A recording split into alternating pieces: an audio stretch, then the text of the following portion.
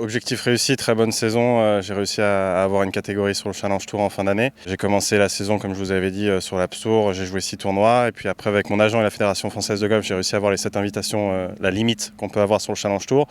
J'ai réussi à faire 2 top 10 avec ces 7 invitations, ce qui m'a permis de finir la saison sur le Challenge Tour.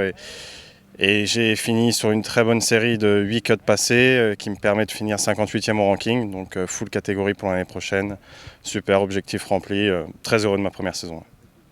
Là où j'ai gagné un an, c'est que j'ai déjà joué une full saison sur le Challenge Tour. Donc je vois comment les joueurs jouent, je vois à peu près les parcours. Parce que ce qui est dur aussi quand on est rookie, c'est qu'on arrive et on ne connaît pas les parcours. Alors que certains joueurs qui sont 3 à 4 ans, 5 ans sur le Challenge Tour les connaissent par cœur. Donc c'est là où oui, j'ai gagné une saison parce que je vois l'ambiance du Challenge Tour, je connais maintenant les parcours.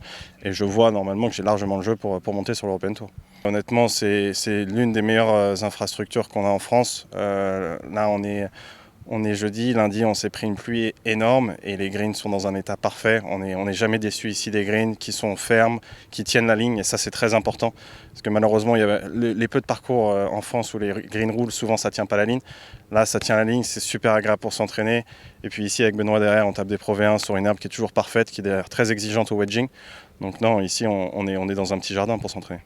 C'est super avec Benoît, c'est un peu le coaching à l'ancienne, ce que j'appelle ça. C'est pas dans le fouille-fouille du trackman, de tous les noms, tous les chiffres et tout. C'est vachement à l'œil, vachement à l'ancienne, ce que j'adore, ce que je recherche chez un coach. Et puis voilà, c'est comme un second père pour moi parce qu'il a vachement l'expérience du tour, du challenge tour. Je prends vachement de conseils de lui pour savoir au début d'année, j'hésitais à aller jouer sur le Challenge Tour avec les invités et du coup on a vachement parlé de ça avec lui et mon staff. Et c'est vrai que c'est une grande aide, plus que l'aspect technique, l'aspect aussi gestion de carrière avec l'agent ou quoi, il a été une énorme aide pour moi cette ma première saison. Ce qui est super sympa, c'est que quand on vient s'entraîner, surtout en off-season, on a tous là à peu près, pendant l'hiver, on est tous là en même temps. Donc c'est super sympa, on peut voir Benoît le matin, on se fait des parties l'après-midi, on se tire un peu la bourre. Alors moi Antoine, je peux le voir aussi à Paris, Robin aussi, mais c'est vrai que de pouvoir avoir Sordet, Sadier, on est quand même un bon groupe de joueurs et c'est super sympa de pouvoir faire des parties après et de se tirer la bourre sur le parcours. Pour 2022, c'est clairement jouer la montée. Donc pour jouer la montée, il va falloir atteindre la finale, dans le top 45 avant le dernier tournoi. Et d'aller chercher le top 20 pour monter sur l'European Tour le plus vite possible. Donc l'objectif c'est de monter l'année prochaine, ça c'est sûr. C'est super important pour nous d'avoir des sponsors qui nous aident dans un début pro parce que sinon on ne pourrait pas vivre de notre passion. Et d'ailleurs je les en remercie énormément. J'ai eu monsieur D'Entresang qui m'a aidé, la Fédération Française de Golf, monsieur Landau, un membre du Racing Club de France. J'ai aussi monsieur Delon avec sa société Linksea. J'ai eu monsieur Cohn.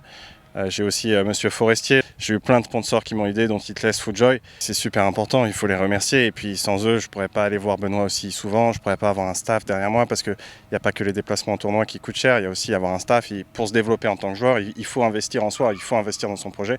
Donc c'est vrai que sans eux et qui continuent à m'aider encore l'année prochaine. Et d'ailleurs là, je viens de signer un nouveau partenariat avec Arcadia Bank que je remercie. Voilà, c'est sûr que c'est un tremplin.